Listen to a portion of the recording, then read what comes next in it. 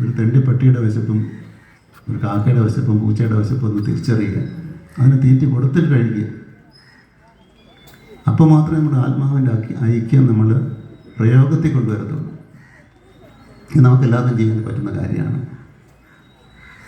അപ്പോൾ ഇത് നമുക്ക് ഒന്ന് ചിന്തിക്കുക.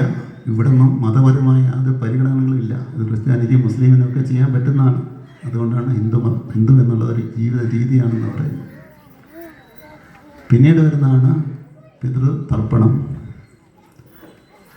ഈ പിതൃതർപ്പണം ചെയ്യുന്നതിൻ്റെ ആവശ്യം എന്താ? നമ്മൾ കുളി കഴിഞ്ഞിട്ട് സൂര്യനേരെ തിരിഞ്ഞ് നിന്ന് കയ്യിൽ ചില വെള്ളം എടുത്ത് മന്ത്രജലം ഒഴിക്കുന്നു, അത്രയുള്ള ക്രിയ. പക്ഷേ അവിടെ നമ്മൾ പിതൃക്കളെ മാത്രമല്ല അനുസ്മരിക്കുന്നു.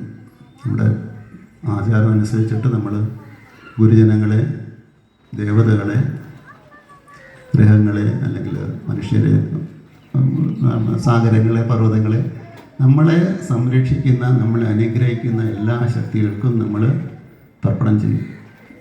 ആത്മാതൃപ്യത എന്ന് പറയുന്ന സ്വന്തം ആത്മാവിന് വേണ്ടി തന്നെയും തർപ്പണം ചെയ്യും. സ്വന്തം നമുക്ക് ആത്മസംതൃപ്തി ഉണ്ടായിരിക്കണം ജീവിതത്തിൽ. നമുക്ക് കിട്ടേണ്ട ഏറ്റവും വലിയ ധനം നമ്മുടെ ആത്മസംതൃപ്തിയാണ്. എന്നിട്ട് പിതൃക്കൾക്ക് വേണ്ടി തർപ്പണം ചെയ്യും. ഈ തർപ്പണം എന്നുള്ള ക്രിയയുണ്ട്. എന്താണ് നമ്മൾ ഉദ്ദേശിക്കുന്നത്? അത് ചെയ്തില്ല എന്താ കുഴപ്പം? നമുക്കെല്ലാവർക്കും പൈതൃകമായിട്ട് കിട്ടിയിരിക്കുന്ന ഏറ്റവും വലിയ സമ്പത്ത് നമ്മുടെ എല്ലാവരുടെയും ഉള്ളിൽ രാമൻ്റെയും കൃഷ്ണൻ്റെയും സീതയുടെയും സാവിത്രിയുടെയും എല്ലാം ജീനുകൾ അടങ്ങിയിട്ടുണ്ട്. ഭാരതീയരുടെ സപ്തർഷികളിൽ നിന്നുണ്ടായവരെന്നാണ് ഭാരതീയമായ വിശ്വാസം. ആ ഋഷി പരമ്പര, അവരുടെ ശക്തികൾ, അവരുടെ വൈഭവങ്ങൾ, ഇതെല്ലാം നമ്മുടെ ഉള്ളിൽ, നമ്മുടെ ജീനുകളിൽ ഉണ്ട്.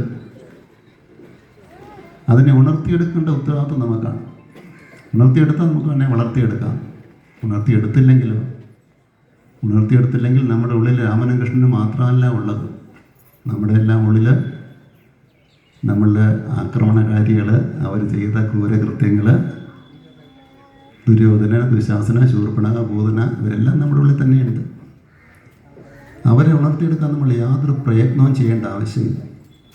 നമുക്കൊരു പൂന്തോട്ടം ഉണ്ടാക്കണമെങ്കിൽ വേണ്ട വിത്ത് നട്ട് വെള്ളമൊഴിച്ച് വളമിട്ട് വളർത്തിയെടുക്കണം. പക്ഷേ നമ്മളൊന്നും ചെയ്യാതിരുന്നാൽ, നമ്മളതിനൊന്ന് ബുദ്ധിമുട്ടായിരുന്നാൽ മുൾച്ചെടികളും കളകളും തനിയെ വളരും. അങ്ങനെ വളവും വെള്ളമൊന്നും കൊടുക്കണ്ട. അതുപോലെ നമ്മളിങ്ങനത്തെ അനുഷ്ഠാനങ്ങളൊന്നും ജീവിതത്തിൽ ചെയ്യാതിരിക്കുകയാണെങ്കിൽ നമ്മുടെ ജീവിതത്തിൽ നമ്മുടെ ഉള്ളിലുള്ള ആ ദുര്യോധന, ദുശാസനം എല്ലാം ഉണർന്ന് അവരുടെ ഗുണങ്ങളായിരിക്കും നമ്മളിൽ കൂടി പുറത്തേക്ക് വരിക. നമ്മുടെ ജീനുകളിൽ അതുണ്ട്, അവരുണ്ട്. എത്രയോ തലമുറ നമ്മൾ അടിമകളായിരുന്നു. അത് ചിന്തിക്കണം. ഭാരതത്തെ കീഴടക്കാൻ